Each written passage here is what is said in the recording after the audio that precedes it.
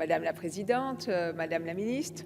Tout d'abord, je veux évidemment remercier Mireille Clapeaux pour son excellent rapport sur l'adhésion de la Macédoine du Nord à l'OTAN, adopté hier matin par notre commission. À l'occasion de cette convention, notre commission des Affaires étrangères a débattu hier de la place des Balkans en Europe, des enjeux de sécurité auxquels ils font face et de la nécessaire coopération que nous devons avoir avec eux pour leur garantir la protection à laquelle ils ont droit. Nous avons aussi débattu de l'avenir de l'OTAN, sujet ô combien d'actualité en ce moment. Il y a 70 ans, dans un contexte de guerre froide et de course aux armements, la création de l'OTAN répondait à une urgence. Elle était la condition sine qua non de la sécurité de l'Ouest européen et elle a sans doute permis de bâtir une paix durable. Mais depuis 1949, le monde a profondément changé. Il connaît de nouvelles instabilités, des conflits d'un genre nouveau. Il voit naître de nouvelles puissances militaires et de nouvelles menaces.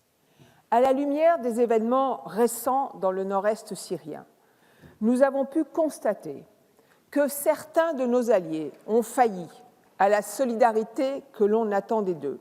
Les États-Unis, en décidant, sans aucune concertation, de quitter la coalition internationale contre le terrorisme, et la Turquie, en intervenant militairement contre les forces démocratiques syriennes qui avaient contribué à gagner le combat territorial contre Daesh au prix même de leur vie.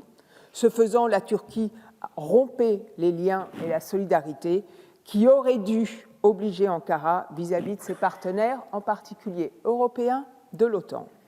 Le débat doit désormais s'ouvrir sur la refondation de l'OTAN, sur sa vocation, sur ses missions, sur son organisation, sur ses finalités stratégiques.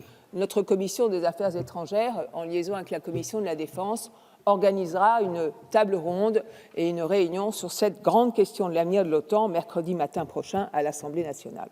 La France doit, avec ses alliés européens, initier une réflexion de fond sur cette refondation de l'OTAN à l'occasion du prochain sommet des 3 et 4 décembre à Londres, pour l'adapter aux défis nouveaux de notre siècle et à la nécessaire autonomie stratégique d'une Europe unifiée.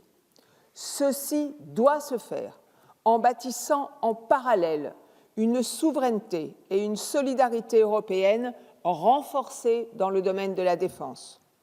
Faisons-le en entendant bien les inquiétudes de nos partenaires d'Europe orientale à l'égard de la Russie et en comprenant que leur besoin de sécurité et de protection est existentiel pour eux.